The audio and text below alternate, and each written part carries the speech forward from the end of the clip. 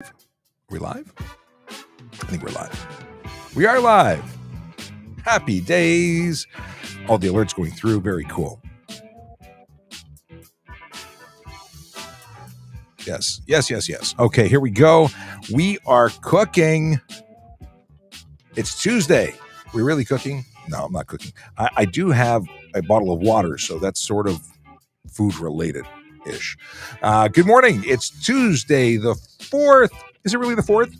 It is the 4th because yesterday was the 3rd. It's the 4th of April. My name is Sean Shapiro. This is Ask a Traffic Cop. Hope you are ready for an hour of fun-filled traffic stuff and things. Clayton says, good morning. Rod Tebow, hi. Glamorous. Is it glamorous when I got to hover to get the actual glamorous me? Good morning to you. We are, of course, doing what we do every day, Monday to Friday, which is talk about traffic safety, traffic law, and police stuff. And it's a show really where we just get to hang out and talk about what's important to you, answer questions you might have. There's a lot of misinformation, disinformation, confusion around the Highway Traffic Act. There's a lot of there's laws that are just not fun to read. Like I can read to you, and I'm trying to export this file. It's been doing this for 20 minutes now. It's only a quarter of the way through. It's a 1-minute file. Anyway, long story short is I read a section of the Highway Traffic Act or a definition, and it's boring. So I try and spice it up a bit.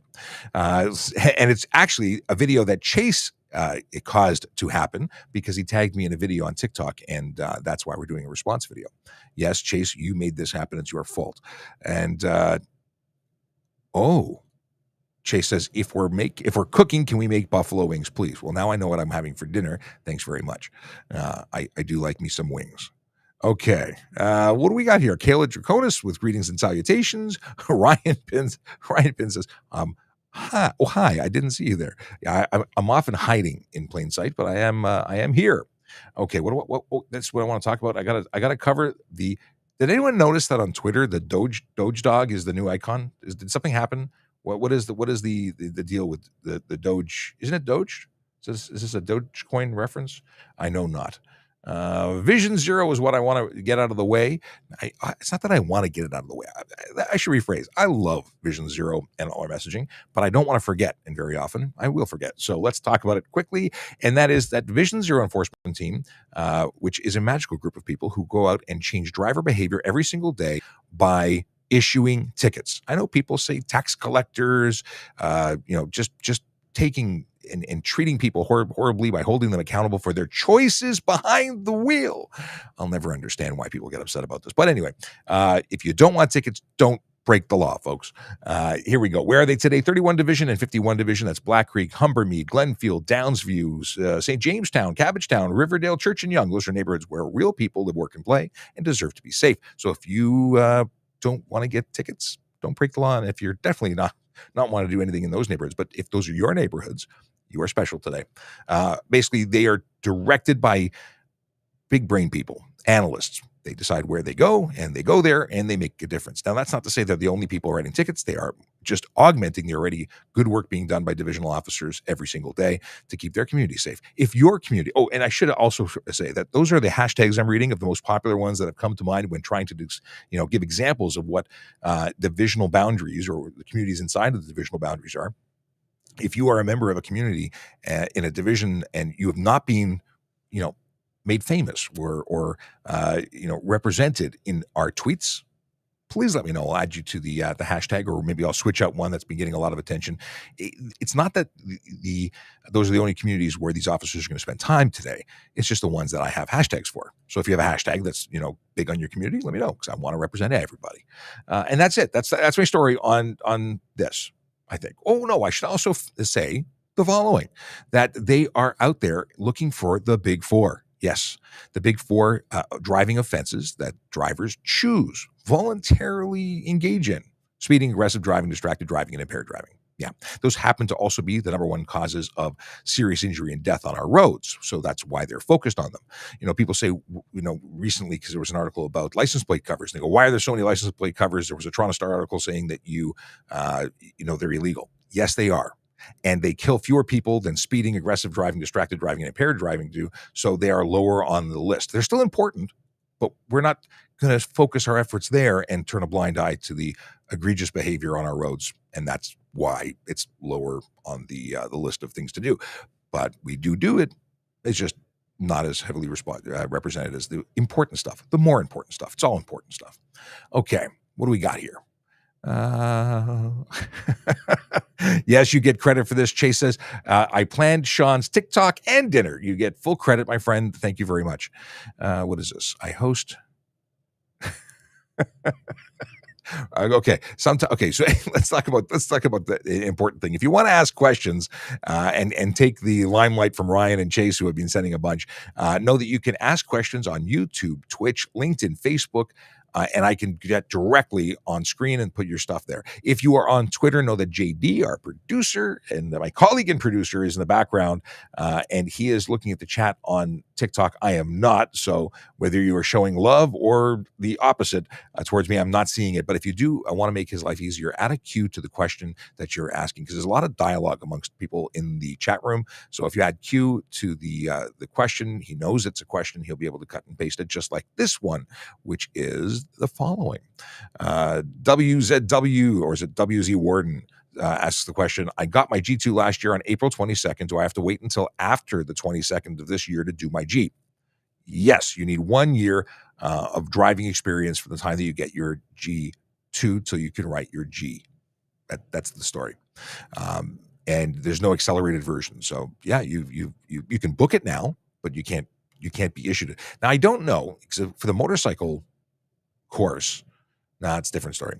I won't muddy the water. There's something with motorcycles that if you take your G2 course before you take your G2, you can't actually submit the paperwork until you've had, an appropriate amount of time. See, I said I wasn't going to muddy the waters, but then I did. In any case, you have a year. It's 8 to 12 months with your G1 to G2, but it is always a year for your G2 to G. Unless there's an acceleration program from somebody moving from another country who has credit for driving experience, and that's another muddy. See, I said I wasn't going to muddy it. I keep muddying it. All right. What did I just press? Jacob Paul, I have an AZ license, only had it for about a year now, and I'm 22. Can a G1 practice with me driving? No, because you've only got, well, actually, it depends. How long did you have a G2? I'm assuming you had a G2. You have to have 4 years experience with a full license or combination with a G2 license. So 4 years experience, look for the 4 dots in the bottom right-hand corner. But with an AZ license and 1 year of experience, you don't qualify to supervise. Good question, though. Boom. All right, what do we have here? Ryan Pinn is talking about underground street races, which are, of course, illegal. Street race, you can only race on a track. All right. We have Tim Shallow, who says good morning, and good morning to you. And here is the question. Oh, oddly enough, I was just on 6:40 a.m. Talking to the host there about slow speed driving. So this is very appropriate timing. Did you just hear me on the radio? It's funny that so the question is, can you get a ticket for going 20 kilometers an hour under the speed limit? While technically it could be unnecessary slow driving, I think that would be unreasonable to write a ticket for someone doing 20 kilometers under the limit, as long as they were not in the passing lane. I drive at the limit or 5 kilometers under the limit on average. And that is absolutely legal, because the speed limit is a limit, not a minimum. So you should not be, and it would be inappropriate to charge someone for traveling at the limit or below the limit within reason. Now, if you're doing 20 kilometers an hour and it's raining, well, every driving school under the sun teaches that you should reduce your speed by at least 10 kilometers an hour. So if it's raining out there, slippery road conditions, snowing, icy, you may have to reduce your speed even more, because unnecessary doesn't address or covers the necessity of weather and road conditions and stuff up ahead. And is there a goose walking on the roadway? Like there's all these maybes. So we'll say maybe, but it's unlikely and I think inappropriate to charge someone. I've heard of people being charged for unnecessary slow driving whilst speeding, because they were only doing 105 and a 100, but somebody thought that it was inappropriate. They were doing less than 120. Again, I think that's inappropriate, but I've heard of the charge being laid. Can't confirm it, wasn't there, but I've heard rumors. All right. Oh, here's a good one. Brad McKinnon wants to know about the law on leaving dogs in a vehicle. What if it's not a hot day? Even if it's not a hot day, the temperature inside of a motor vehicle can become deadly for an animal very, very quickly. There are, I've heard of equipment like fans and auxiliary power to run in a what's it called, a air conditioning unit just for the dogs. We have that with our canine units. They have ventilation systems and coolant systems for them, because you're essentially cooking their brains if you leave them inside of a hot car. Even if the hot day isn't hot, the solar load on through the windows and so on, it does cause issues. So what's going to happen if you leave your dogs in a motor vehicle? Someone may be calling the police. Someone may smash your windows out to try and save the dog. Now, they're not necessarily in the right to do that. If you are concerned for the safety of an animal, call police. We'll make the determination. OSPCA used to attend these things. Now it's a police matter. So don't leave your dogs in the car. Take them with you or leave them at home in a nice air conditioned environment. Winter, not an issue. Summer, a big issue very quickly. Okay. Let's see what's going on. Oh, by the way, if you're watching, regardless of what platform you're on, and I did just realize now that I mentioned TikTok. I didn't mention Twitter. If you're watching on Twitter, hi, Twitter. We can't hear you. It doesn't work. If you are typing comments, no one's seeing them. So please go to trafficcop.ca and transfer over to any one of the other platforms where we can see you. And that includes Instagram. I can see your questions. You're living in vertical video Instagram because you're stuck on a phone because I haven't received an invite so that I can, publish just like I publish all the other streams. So Instagram, I know I'm talking to the people who are watching on Instagram, but I really am sending this message to the people who operate Instagram. I'm not impressed. Just saying. Yeah, not impressed. Okay. Although we are getting we are almost at 7,000 followers on Instagram, which is an increase because we used to have less. Okay, apparently I'm silly today. And so is Ryan Pinn, who wants to know if he can drive a Pontiac G6 if I only have a G1. Okay, you get points, Ryan. That's awesome.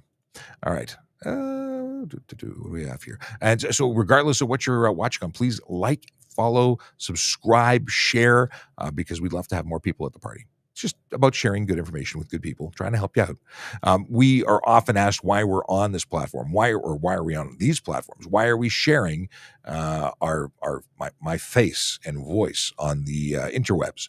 And the answer is because we're not in public anymore, not in the same way. We used to do trade shows and events and motorcycle shows and car shows and every shows because we were going out and doing this all the time, and we had travel time to and from. There's a lot of wasted downtime. We will still do major events on occasion, but for every single day making us available, this is the way to do it. It's the future, folks.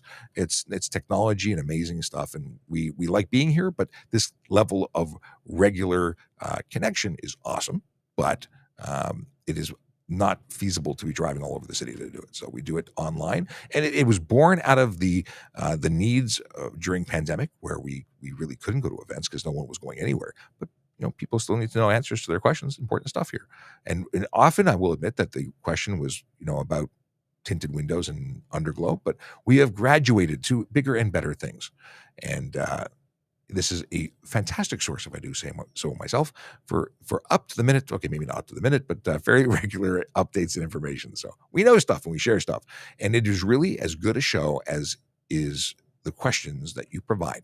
So please do ask questions, share. Don't be shy if you got questions. I'm sure a lot of the other people in the room want to know the answer to it.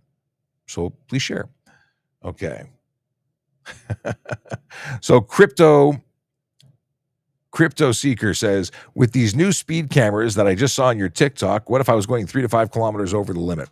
I have to once again address the video that's being referred to on the TikTok with 270,000, I think, views, and almost 1 million views on VoiceOver Cop, the other channel, my personal channel. That is a camera. Hold on. That is this camera.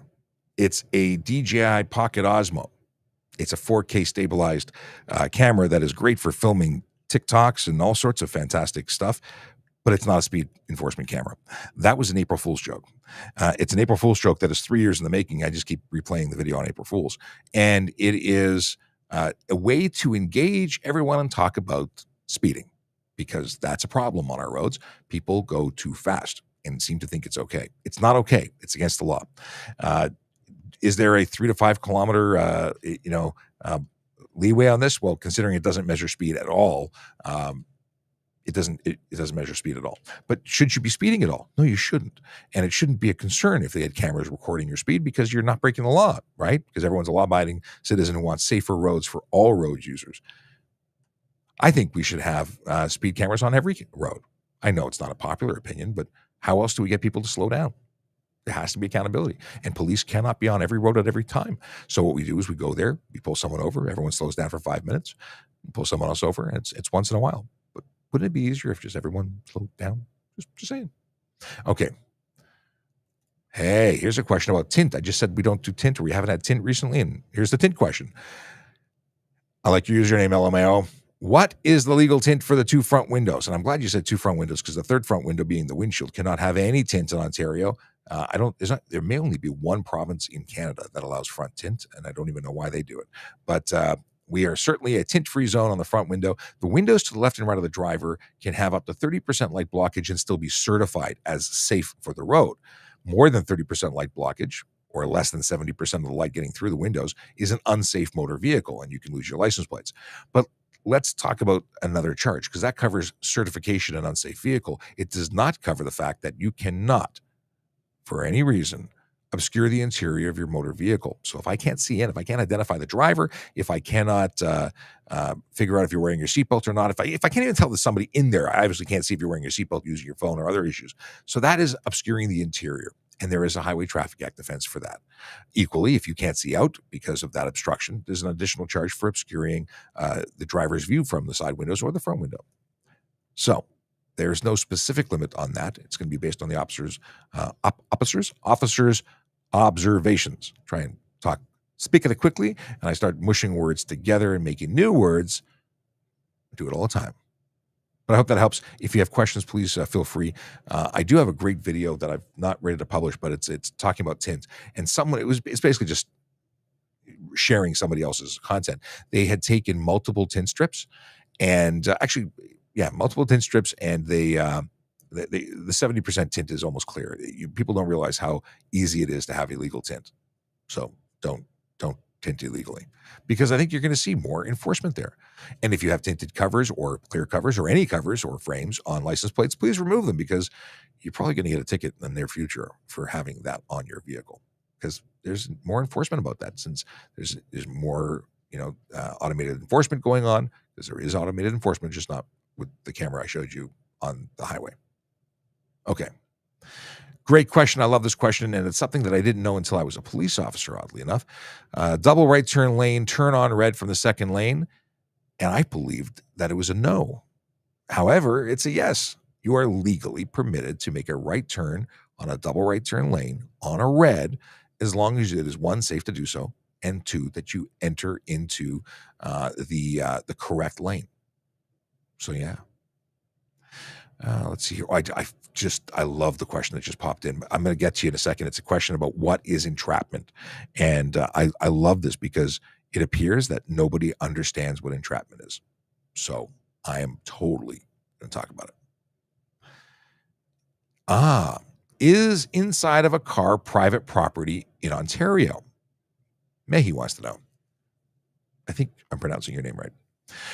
And do you mean, do you have a reasonable expectation of privacy in your motor vehicle? Well, the answer is no. You're not allowed. There's no, if you're outside in the public, you're in the view of public, there's no, essentially you have you have no reasonable expectation of privacy. So you can be filmed from the outside looking in, and if you're picking your nose, we're all going to see you. So yeah, is it private property? Well, you can't consume alcohol inside your car. You're totally regulated inside of your car, depending on the context of what you're contexting or texting. Can't text. Really, today is a silly day, and it's all Ryan Pinn's fault. For those who don't know who Ryan is, he is a driving instructor in Nova Scotia who frequently joins us and is a friend to the show. By the way, my name, if you are unclear as to who I am and what I'm all about, my name is Sean Shapiro. I'm a police officer with the Toronto Police Service here in Ontario, Canada, specifically the fantastic city of Toronto, home of the CN Tower. I still call it the Sky Dome. the Rogers Center, I think is the appropriate name now, but it'll always be Skydome for me. Oddly enough, it's where Shazam, the first Shazam, was filmed. I love that. I love the movie, and I love the fact it was filmed here. I have a thing. I like television and movies that are filmed here, even if the show stinks, which Shazam does not stink. It was fantastic, in my humble opinion. But it is all the better when it is filmed here. Also, I used to love doing paid duties where I would work on the sets, providing traffic direction or what have you, and I got to feel like part of the movie. And I don't do that anymore, but it was something I really enjoyed. All right, moving back to questions. Kijiji wants to know, what is this? Oh, is there any law surrounding a truck having an unused ball hitch on or driving with tailgate down? So tailgate, potentially, if you're blocking your license plate from being visible, or if you're on, for sure, it's an issue on the 407 because they ticket people all the time for it.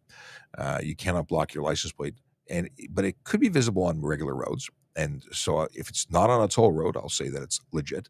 But are there any laws around trucks having unused balls? So when not towing a trailer, can you still have your ball hitch in there? Well, I have one in my truck right now, so no, it's not illegal, and not just because it's affecting me. It's just there's no law surrounding it.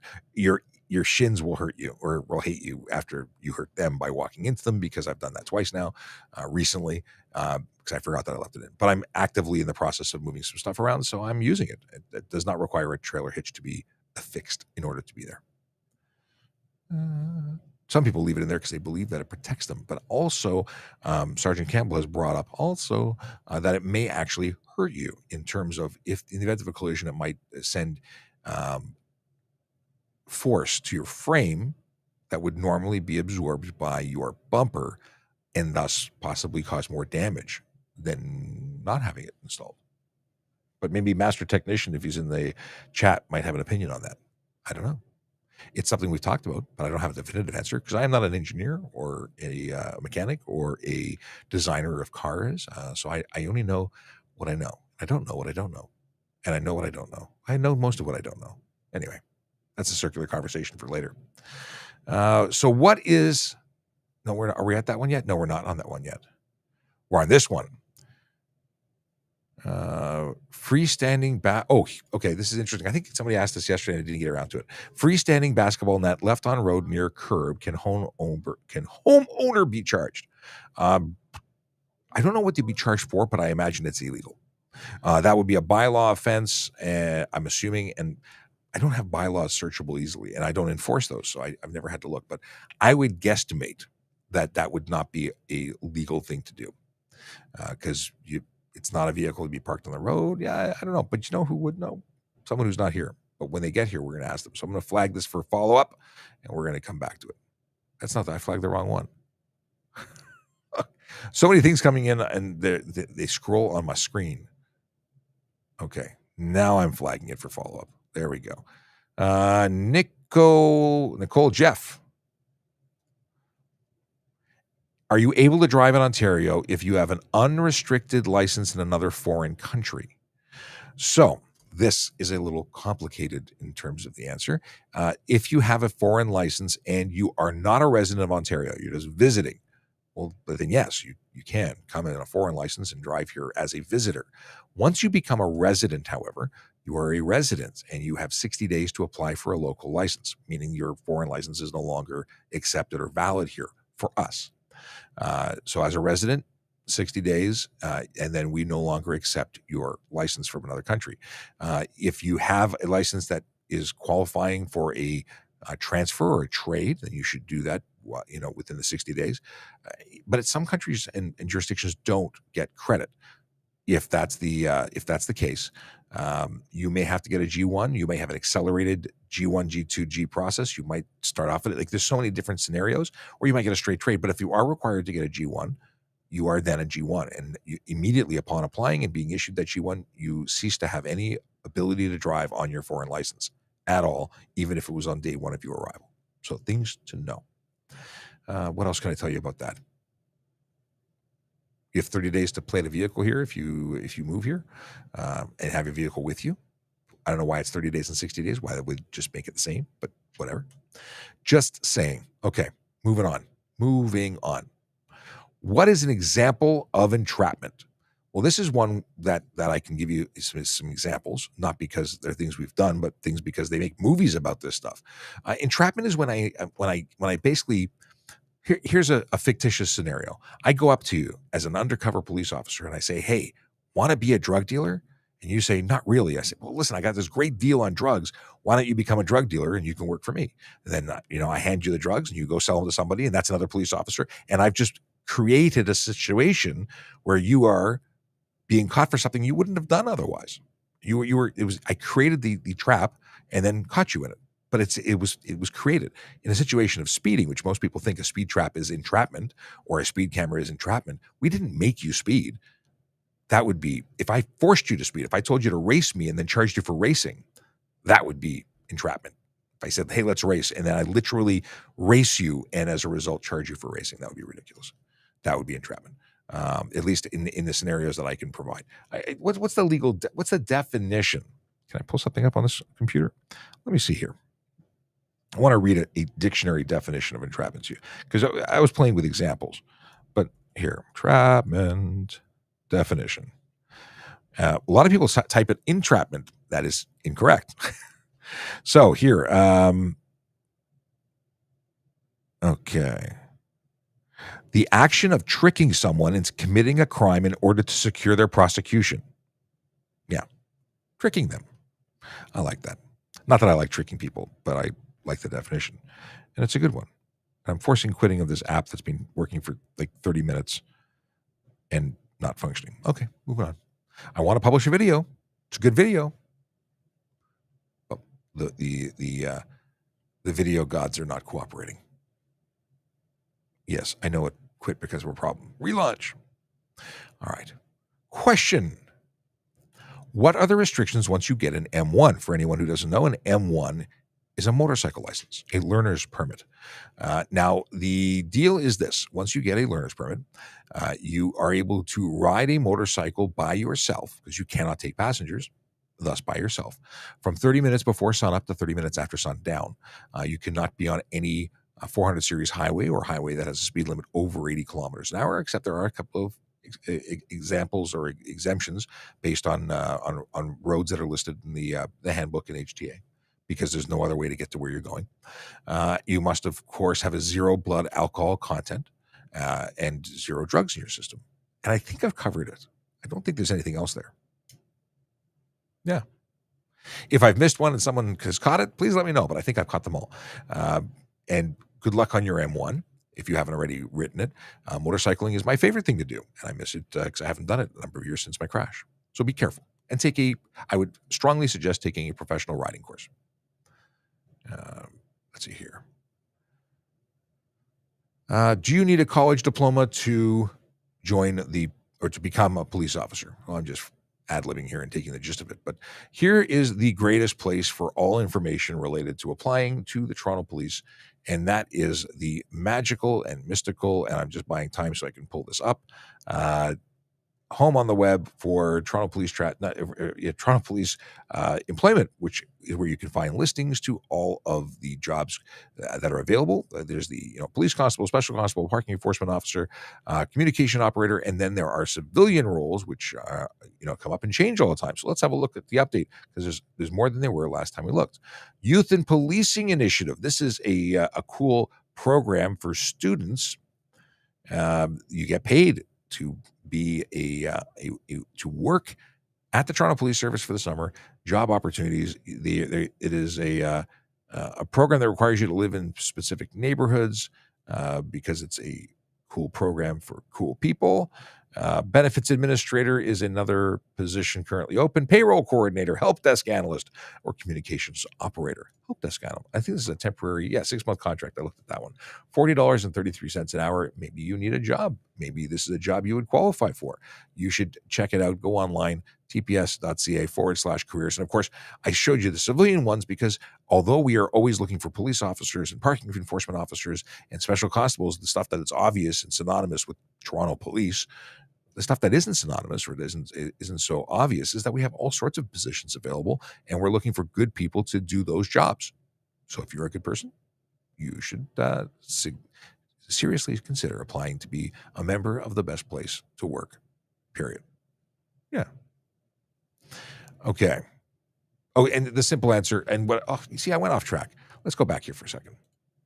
I started talking about the fact that the website is the greatest location, but I didn't talk about the requirements for application. And that was really where I was going with this before I got sidetracked. So you must be a Canadian citizen or permanent resident of Canada, at least 18 years of age. You must be physically and mentally able to perform the duties of the position, having regard for your own safety and the safety of members of the public.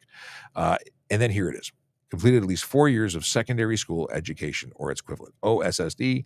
And there is, always a benefit. It's a competitive process. So the more, I just over the Twitter account, I can just see me waving in the bottom corner. But yeah, the more education you have, could it be better? Well, in a competitive process, it might be better, but it's not required. Grade 12 education is the minimum requirements. At one point, they were going to make it university, and they walked that back. So I don't know if it's going to come back or not. Okay. We talked about this. We talked about that. Can you drive golf carts on the road in Ontario in or under 50 zone? Golf carts are not permitted on the road. Now, where they have some side-by-sides as part of a pilot project that's currently there are certain jurisdictions that allow side-by-sides and certain vehicles on the road. Golf carts are not included in that. So the answer is no. I'm sorry to tell you that the bad news. Because a lot of people just automatically thought, I got this toy and I can drive it. No. Hey, we just talked about this. How long do I have to switch my license and plate from another province to an Ontario license? 30 days for your license plate and your vehicle registration, 60 days for your driver's license. Uncanny. Two questions that are that similar? Who'd have thunk? Hey, if you want some great information, if you want to know how to find us on the interwebs, I should probably change this to the correct slide that I want to share, and then I can try that again. If you would like to, if you go to trafficcop.ca, which is my link tree, you can find links to all of this stuff, including our Discord server, which is right here, because Volley is so sadly going away. We're moving back to Discord. You can listen to our Traffic Jam, which is our podcast, which needs a couple episodes to be published because I'm a little behind on that. All of my socials on the Traffic Services socials. You can also get Toronto Police links to do things like, start a pedestrian cyclist collision report, because if you get involved in a collision as a pedestrian or cyclist, you have an additional location that you can go to other than just simply going to the east or the North Collision Center. You can also come right here to the building where I am currently hanging out in, and that is 9 Hannah. So you can start that process online. There's some I said make some police reports. I should have been more creative with that. But you can file a bunch of things, including neighborhood traffic complaints or complaints about a specific driver. So that's an option. I was shocked to find compliment a member of the Toronto Police Service as a thing. So I thought it was worthy of putting a link. Now the important one that I wanted to bring up to you is renew your license plate. So if you need to renew your license plate, this is how you do it. And I thought, was there a link about how do you renew it? I don't know how I got here. But anyway, renewing your license plate, you click here and you can start the process and complete the process, because the process is now free for most vehicles. Use that link. You can check a driver's license validity. So if you are going to loan your friend your vehicle, make sure they actually have a license that's valid. Use that link right here, and that will take you to a webpage to do that. It's free and it's worthy, because if you lend your car to somebody and they get stopped and found to have no driver's license, or they're in an unfortunate collision, no driver's license, you are actually eligible for a ticket under the Highway Traffic Act.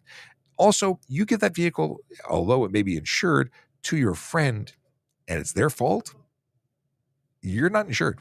That vehicle's not, the liability may be there, but they're not going to be covered in the event of a collision. New residents and visitors information there. And then what I really want to bring your attention to is, if you're going to buy a used vehicle, make sure that you check to make sure it's not on the stolen vehicles list, because that would be unfortunate. People buy vehicles that are stolen, not thinking or knowing it's stolen, and then they don't get to keep those vehicles because they eventually get caught. Save yourself the headache. Do the homework before you buy the vehicle. And buy from reputable people. That may be hard. Okay. We talked about this. We talked about that. What happens if you get caught without a license plate on a bike? Well, it's a $110 ticket for failing to display your license plate. If you are unregistered, you're looking at other things, because if you don't have a plate, you probably don't have insurance. If you don't have insurance, you're looking at a $5,000 to $25,000 fine and up to 6 months in jail for the first time that you're convicted. So there's a whole bunch of things. Now, if you don't have a plate and you don't have insurance, you probably don't have a license. There's a potential, a lot of tickets that could be charged. You could, depending on what the how deep we go down the rabbit hole, there could be very serious charges. I think $5,000 to $25,000 qualifies as very serious, though. Okay. So that's where I thought about. I knew I saw stickers. That's what had me going down the rabbit hole. Okay. About the sticker on the back plate, do I still have to buy the sticker? The answer is it's free, but you do need to renew, and that's what I was talking about here. So is it going to pop up a new window? It is, and then it's not going to work. Okay, enough of this. I was going to show you the website. It's really easy. You type in your license plate. It'll ask you to verify some information, and in 10 minutes, you're done. Maybe not even 10 minutes. And you can also, and this is really important, you can sign up to get reminders for not only your driver's license, your license plate, your health card, all those things. You can sign up for email, text, tons of things. Did I just read that correctly? Did Logan say I smell nice? Morning, Sean. P.S. You smell nice. Okay. It's long distance sniffing. It's only a little bit strange. Grimlock wants to know, what happened if you don't have a license plate light working? So, good question. You're required to have your rear plate illuminated in Ontario. You have to have a minimum 3 candela powered bulb illuminating. It must only be white, and if you don't, it's a $110 ticket, which is so easily avoidable. Just circle check your vehicle, make sure you're doing the right thing all the time. It's easy to do. There's no excuses. I've written a gazillion tickets for rear license plate being out, because there's really no excuse for it. The likelihood of it being out on like 10 seconds before I caught you are so slim. Oh, and Kayla, I appreciate you. Let's see here. We got to go to Harley Raffle. And of course, I'm on the wrong window now. Apparently, I'm not selecting the right thing. What I mean by that is I'm not selecting the right window to display. I got to change my ways. Okay, here's the answer to your question. If you have not won, because the draw is not yet. The draw is actually on August 2nd of this year. There are some early bird prizes, and you've got time for the second one. You missed the first one on March 1st, unless you bought before March 1st, and maybe Akela did. But here's the deal. Why am I talking about this? I'm talking about it because the money raised from the sale of tickets for you to have an opportunity to win this magical Harley-Davidson motorcycle, they go in support of Special Olympics Ontario, which is a fantastic organization. It really is. And if you'd like to support them, I would strongly suggest you have a look at the website. Now, Kayla's covering $20 for one ticket, 3 tickets for $50, or 8 tickets for $100, which I think is the best deal and likely what I'm going to do. And even though I say it all the time, I'm going to buy it. I'm going to buy it. I haven't bought it yet. I haven't. 119 days left. Forget about that. Go buy it today. There's only 7,000 tickets available, which I think are pretty good odds. And a friend of mine has already won on the bike a while ago, a number of years ago. He is enjoying his Harley right now. Possibly, maybe. Can you drive in Ontario with studded tires? So if you live in Northern Ontario, and people say, well, what is Northern Ontario? And I frankly never remember what Northern Ontario is, which is why I have this list. And it includes Algoma, Cochrane, Kenora, Manitoulin, Nipissing, Parry Sound, Rainy River, Sudbury, Thunder Bay, and Temiskaming. I have to think about saying that. If you live in those communities, you can, during certain months, have studded tires, and you can drive to Southern Ontario for a period of time while visiting. However, if you are in Southern Ontario, you cannot use them. And if you are visiting, I imagine even if you are, I don't know about out of province. I would assume from out of province. I'd have to read that again. I would assume you're covered for the same visiting thing. Let me pull something up, because now I'm interested to know the answer. And oddly enough, we're talking about it as the snow is melting away, and I hope to never see again, ever. Well, maybe next. I don't want to see snow again. Snow chain stud. That's what I want. Studded tires. Drive with studded tire, $110 fine. Of course, it says follow the link for more. Okay, what is this? 91 OREG 625. Hang on. Loading. 91. Scrolling. Not there yet. Still scrolling. Reading. Come on. I'm looking for the exemption to allow you to visit. And it's got lots of legalese. Okay. So, no person shall operate a vehicle equipped with studded tires on a highway unless all of the following conditions are met. The vehicle is operated during the period starting September 1st ending May 31st.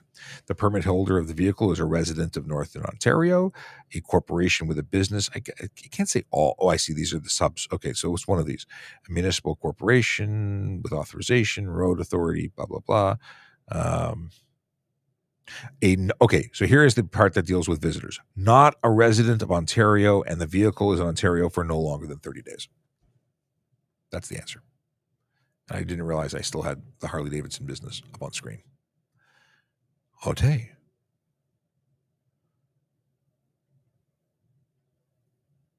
What is the question here? What if you got your G1 here, moved to the States, and got your full license, then moved back?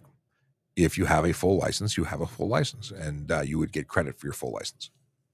So you would potentially circumvent the graduated licensing program because when you came back, you'd have a full license issued from the jurisdiction in which it was issued from. People have done this before. Okay. And there's the question about driving with studded tires. We covered that. Oh. Justin Bell wants to know, left turn into left lane, but car turns right into the left lane instead of the right lane. Who is responsible for a collision? Well, the person who made the right turn into the left lane made an improper turn and will likely be held accountable. It's more complicated than that because each person is required to ensure that they can make their turn legally and safely.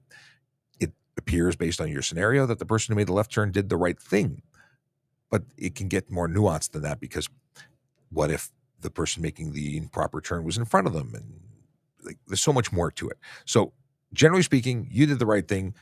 If you are you in the left turn and the person in the right turn lane improperly or made an improper right turn, making them more responsible. But I can't give you a definitive answer for everything without knowing more. Okay, Justin then gives more. It's like you're reading my mind. Left turn was on advanced green, but another car turns right into the same lane. Who's responsible for a collision? That's going to be, so both people could be charged in a scenario where both people turn into the same lane. Not because the one person made an improper turn, but because let's say there's only one lane to turn into. So the person making a right turn has to ensure that they can turn right in safety. They actually have more responsibility in this situation because they have a red light. So the red light means they have to come to a stop and only can make their turn when it's safe to do so. So in the situation where you're operating on an advanced green, making a left, I would say, as I've walked through the scenario now for 30 seconds longer than I would have normally, the person making the left on the advanced would have the indicator saying they can go. That's the advanced. The person making the right turn would be making the improper or unsafe business because they had no business turning. But again, there's always a scenario that I'm not looking at or potentially, but just based on what you put on the screen. Yeah. Logan Grant, would you concur? Okay. Does my spare tire need to be secured in the back of my truck? Depends on what we're talking about. Do you mean you have a pickup truck and you're putting a spare tire just in the truck?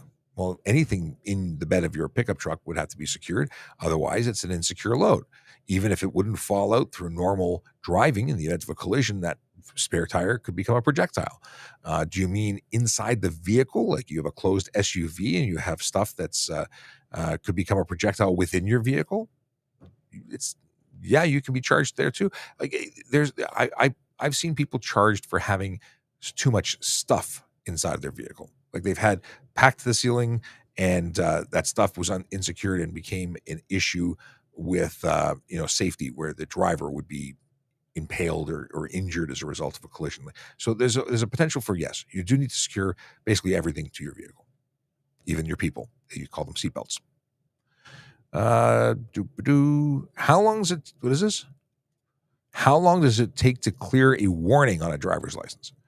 Oddly enough, a warning isn't on your driver's license. It's a warning. The only thing that shows on a driver's license are convictions. So, yes, convictions, different than warnings. Convictions means you were charged, you either paid or were found guilty in court after a trial or a plea deal. Those stay on for 3 years from the date of the offense. Sorry, date of the conviction. Points stay on for 2 years from the date of the offense and are applied after conviction. And warnings stay in our system forever, but aren't on your driver's license. They're in our files. Okay. If you're watching and have no idea who I am, my name is Sean Shapiro. I'm a police officer with the Toronto Police Service. I work for Traffic Safety Programs, which is an office within Traffic Services, which is a citywide unit that handles traffic investigations and enforcements for the city of Toronto or for the Toronto Police Service. We also create campaigns, education, social media stuff and things. And we do this all the time because we want to help you out. So if you have questions, please follow us. Please share our live. Please share our content. We want to get out and talk to as many people as possible. We want people to know that we're here. So like I said, follow us, share us, like and subscribe and all that jazz. We're not here vlogging because we don't get we're not. The number one goal is not getting more followers. The number one goal is getting more people access to useful information. So be a friend to them. Share it with anybody you think would benefit from it. Good drivers, bad drivers, anyone who might have a question, your mom, your dad, your cousin, your brother, anyone. And with that, let's move on to more questions. Here we go. Jay Cairns wants to know, do officers have to rotate between day then night shift? So it depends on what you're working. The shift that was on when I started did 7 days of day shift, which is an early start, usually 5 a.m. Then it did a period of time off, usually about 4 or 5 days. It was 5, so it was 5 days off. Then you had 7 days of afternoons, which was an afternoon start because it's called afternoons. It makes sense. And then you'd have either 5, it was 5, I think it was 5 days off. And then you did 7 night shifts, which were slightly shorter. And then you had 3 days off. That was the shift that I liked, and it's no longer in play. Now there are most places are doing 7 days on, 7 days off in Toronto. You do 7 days and they're 11 or 12 hour shifts, and it is the flip side. So you do the afternoon equivalent, and that's it. York Regional Police, they do 4 days on, 4 days off. They do 2 days, then 2 nights with a changeover in the middle. Then they have 4 days off and do it all over again. Some people like that. I've never worked that. I've never worked 7 days on. I used to work a modified shift with the motor squad and did a lot of what we called an 8 and 6, 8 days on, 6 days off. I missed that. But yeah. Now I work Monday to Friday from 6 a.m. till 2 p.m. Okay. Grimlock. We talked about that. Okay. We covered that already. We already talked about this, but in case you missed it, you get a ticket for $110. That's what happens if you don't have working license plate lights, or if they're the wrong color, because they can only be white. Okay. Oh, here's a good question. If you don't come to a complete stop at a stop sign on private property, aka Walmart, not aka. For example, yes, aka would suggest that all private property is called Walmart. That is not. Can you be ticketed? So, Highway Traffic Act charges for stop signs or what else? Generally speaking, Highway Traffic Act doesn't apply on private property, except for a few, like stunt driving is one. Fail to remain for collision would be another, and there's a couple of others, but it's not driving offense; it's license plate related. So, excuse me. If you don't come to a complete stop at a stop sign on private property, no, it's not a charge for the stop sign in particular. Could it be dangerous driving? It's a criminal offense. Yeah, if you were like hitting the gas and driving through these things and being unsafe to those around you, potentially a criminal charge. If you were, running stop signs whilst drifting, that would be stunt driving. But it's really the stunt driving that's the issue. Yeah. Let me know if there's anything else we could talk about in there. I'm stretching it. Okay. Logan says, my tires are studs. They're super. He says they're super sexy tires. They are studs. You get it? He's making a joke. Uh, boom, boom, boom. Will Erskine. Question. Okay. At crosswalks, do vehicles need to wait for the lights to stop before proceeding? So a crosswalk is different than a pedestrian crossover. So I think what you're describing is a pedestrian crossover because generally crosswalks don't have lights in particular. Yeah, let's walk this through. So at a crosswalk, at a signalized intersection, you treat the signalized intersection like a signalized intersection, and you yield to pedestrians lawfully in the road.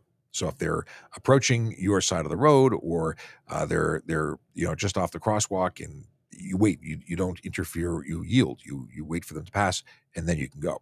If you're talking about a pedestrian crossover where this is not related to a specific intersection, has overhead lights, and is usually flashing because the lights are flashing lights. Those you must wait until the pedestrian has completely left the roadway, even if they are completely past your half of the road. And I wish I captured it on dash cam. Did I capture it on dash cam? I watched. I was livid because people were narrowly missing this pedestrian that was crossing because they're ignorant. They did not know, or they did not care. Maybe they were. Yeah. It was bad. It was really bad. Cars just zooming through the pedestrian crossover. I was unhappy. Okay. So do you have to wait for the lights to stop? No, you have to wait until the pedestrians are off the road in a pedestrian crossover. Okay, moving on, because I've gone way down the rabbit hole. Can you drive on the highway with a G2? You can drive anywhere with a G2 as long as you have legal access to be there. So I'm bad attempt at a bad joke. The answer is that you can drive on any highway in Ontario. You can even drive into other provinces and to the United States because it's a G2. It's basically a probationary license. You do have to follow all conditions. So 0 blood alcohol content. And if it's the first year, you may have, or you would have conditions for how many people under the age of 20 that are not part of your immediate family that are inside your vehicle between the hours of 12 and 5 a.m. So, yes, you can drive anywhere. And you do not need a supervisor. Okay. Can you have a personal business on the side when you're a cop? Yes. You can, in fact, have a personal business. If it's something that might bring the service into, I can stop sharing that. If it's something that is questionable or may have a conflict of interest, then you need to apply for special permission. So back in the day when I started, I was a real estate agent. As a result, I wrote the chief and said, "Chief, can I be a real estate agent and be a member of the service?" And I got approval, so I could do both. They could have said no, they didn't.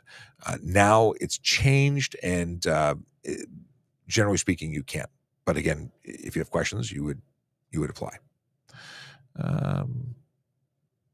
Is it illegal to smoke a cigarette while driving? It's not illegal. It's kind of gross, but it's not illegal. I say gross. I used to do it when I was a smoker. I don't know how I ever smoked because I just don't. Ex-smokers are the worst. I'm an ex-smoker, so I'm the worst. The answer is you can smoke, but you can't litter, so you can't throw it out. And if your cigarette were to be, and actually Smoke-Free Ontario Act talks about workplace, so you can't smoke in a work vehicle. So if you're a trucker, if you're a bus driver, if you a police officer even cannot smoke in a work vehicle, that's against the law. If you are smoking with a person under the age of 16, it's against the law. So there's a bunch of things that make it unlawful. Okay, I got Chase's got a, well, why is this doing this? Hang on a second. I've seen people do this online. So what would be the charges applicable to the driver if they modify their vehicle, like especially a Tesla, so it doesn't require you to hold the wheel while it's an autopilot? So it essentially moves it to the next stage of self-driving. Like, is that vehicle now illegal for the road, careless? Like, what's applicable? So the vehicle is what the vehicle is. If you fit to bypass safety requirements, that's you actively doing something. It doesn't change the vehicle designation.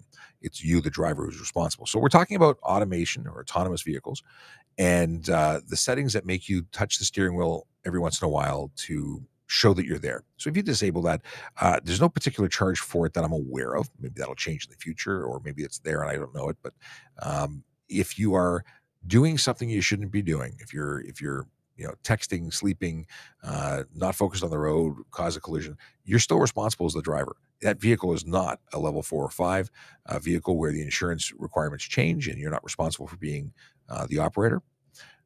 Actually, even a level 4, I think you are responsible. You would still be the driver and required to take over. And I think you could at level 4 be charged, but level 4 isn't currently legal. It's only in pilot. Hey, Sarge. Hey, how are you? I'm just heading out, but I thought I'd come and say hi. Cool. We were just discussing autonomous vehicles, and Chase asked about someone who modified their vehicle to block the vehicle's requirement for you to check in. So if you had lane assist or lane keeping, where every once in a while it would shake the steering wheel or beep, if you bypassed it somehow, so it didn't ask you to do that, would you be do you change your designation of the vehicle to a level higher than whatever it was designed as? So if it was a level 3, like a Tesla, would it be a level 4 because you bypassed that, making it illegal for the road? Is there a charge for that? And what else did he say? I don't know. You know what? First of all, it's unless the vehicle's involved in a collision, where we would do a download of the vehicle, we would never know. This is true. If it did crash while you were supposed to be steering it, then you would be charged with careless because you're supposed to be steering it. Yeah, we're still responsible. And if we find out that you'd modified it to something that was not allowed, you may be criminally responsible should you crash and hurt somebody. Maybe a criminal negligence or that's interesting. Like that. I hadn't thought of that. Yeah. So crim neg cause death.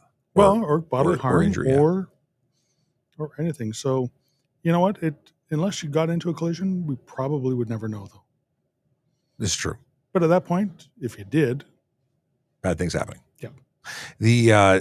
There's a lot of people who have been video taped or recorded sleeping behind the wheel of Teslas. And obviously that's illegal. That's careless. I don't know if it would qualify stunt, but certainly careless driving because they're still sitting in the seat. Could it be dangerous? Dangerous driving? Could be. Is there the intent there if they doze off? I don't know. This is all interesting conversation. But at the end of the day, you're responsible for everything you do in your Tesla or vehicle capable of self-driving modes or autonomous modes. You're entirely responsible because you have to be able to take over if something goes wrong. And that's why there's those levels of autonomy that we currently have right now. Until we can prove that it's safe to do so, we have to keep it within the safe level. Absolutely. And again, if you want to track this stuff, you want to follow up on what's going on, there's a lot of information out there. There's currently two organizations in Ontario who are running autonomous trials, and they have special authorization from the Ministry of Transportation. And that's GATIC, who works together with Loblaws. They have one level 5 vehicle and 4 vehicles that are running in Toronto on very specific circuits. And they're doing that's commercial delivery stuff. And then you've got, I think it's McGill. No, not McGill. McMaster. Yes. It's McMaster University, and they have a small transit on-property vehicle, and those are the only two doing it. So everything else is below. It's level 3, and level 3 is legal. So it's interesting stuff. I like it. I like it a lot. All right, John. Well, I'm heading out. I'm actually going out to meet some City of Toronto employees. Nice. These people have just been designated as traffic wardens. So employed to help clear intersections and make sure the traffic flows in the City of Toronto. But like everything, to be good at their job, they have to have practice. They have to do it. They're going to flap their wings So today. we're going to go out and instruct them on traffic direction and the quick flow of traffic. It actually is harder than it looks. Absolutely. And tiring. You wouldn't expect waving your arms. I've done paid duties for hours on end doing that, and it's tiring. It is. It is. I still can't fly, though. Take care. Have a good one. Take care. Thanks for stopping by to say hello. Let's see here. Chase still laughs whenever I try a bad joke that doesn't fly. He laughs at my expense. What is this? What if you own your own commercial vehicle and it's your vehicle? Can you smoke in it? That's a good question. I don't know if there's anything that gives you that ability. Is it a personal vehicle when you're not driving commercially? If we look at Smoke Free Ontario Act, let's see what it says. Because I has it, we can look. It's under S. Smoke Free Ontario Act of 2017. And, oops, wrong button. Is it drive? What's it going to be under? Let's try drive. Driver consumed cannabis in a vehicle or boat. No, that's cannabis. Vehicle? Maybe it's workplace. Let's see here. I have to look it up, and it's going to take more time than now because it's not an easy and obvious search. So I don't know if ownership changes anything. I think the argument can be made it's a work vehicle, and you could potentially be charged. I've never laid it. I don't know if anyone has ever laid it, but I know that it's been discussed. What division do you work out of? I work out of Traffic Services, which is downtown Toronto, 9 Hannah Avenue. It's basically traffic headquarters for the city. We're a centralized unit that handles all investigation and enforcement of the Highway Traffic Act and collisions and whatnot. We have some specialty units, recon, motor squad, Vision Zero enforcement team, things of that nature, all out of this giant building. We're a huge unit, and we're an awesome unit. Question is, what rank or at what rank at TPS do you get a white shirt? White shirts denotes senior officer, so inspector and above. And everybody else wears dark shirts. When I started, though, staff sergeants used to wear white shirts, and that is no longer. Is there a charge for disabling safety equipment, steering wheel bypass? I don't know. I'm not aware of one, but actually, same thing. It must be a tampering something or other, but I don't know of a specific charge for that. But this is interesting stuff for another day. Yes, he was all geared up for the road. Simon says, what is this one? When on the road facing a red light on front, we allowed to going a right turn or not? When we on the road facing a red light on front, we allowed going a right turn or not? Do you mean can you make a right turn on a red? So in Ontario, if you are at a right turn, you're required to make a complete stop for the red light because the red light is still in effect. You have to come to a complete stop. And if it's safe to do so in Ontario, you can make a right turn on a red, but you're responsible for what happens next. So if it was not safe and you cause a collision, you are responsible for that. I think that's what you're asking, and I hope that's what you're asking. If it's not what you're asking, please rephrase. Are we asking me or are we asking the Sarge for what kind of watch? If you're asking me about my watch, I'm wearing I've been wearing the same watch for a while now. It's my Apple Watch Ultra. I actually found in my closet a band that I used to have with my old Apple Watch, and it still fits. So I threw on a cheap metal band, and I'm rotating. I have different bands, so I rotate them.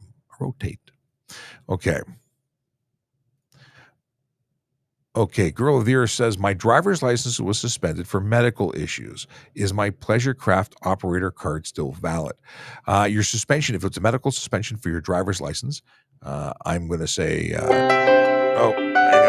on. I'm going to say that it is, I don't know if the suspension is going to cover anything else. I would contact the ministry that handles your operator card, because the last thing you want to do is be caught in a situation where it isn't valid. I have nothing to do with the enforcement of that operator card for pleasure craft. I don't know anything about it. I have my own, but I don't actually know anything about the enforcement of it. So I don't want to give you bad information. Contact them for the details. And what else can I tell you? That's it. But I hope that if they're saying that you can't operate a motor vehicle because of it, then I'm going to assume a pleasure craft is going to be the same situation. But I would make sure that you are 100% clear before doing anything, because you don't want the liability. Okay. April 4th being today, let's talk about the fact that I have a joke to read. What kind of haircut does a bee get? A buzz cut. Yeah, that's the big joke for today. What do we have here? We have, okay.